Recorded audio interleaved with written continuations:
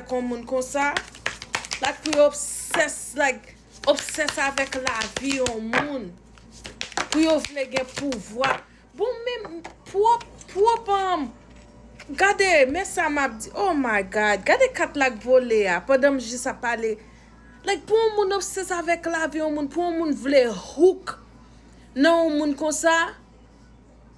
Like c'est moun ça qui pour kembe yo, like they hook. Yo collé puis marqué sensi puis marqué pas connait qui ça m'te ka di de moun ça encore moun yo collé moun yo hook like moun yo obsess là yo rentre like yo pas ka vivre sans moun ça yo pas ka vivre sans énergie ça yo pas ka vivre sans moun ça like sans moun ça yo pas tant qu'on faut ta dit c'est moun ça même qui te sous là pour yo, like sous tout yo même toute la vie yo. But how?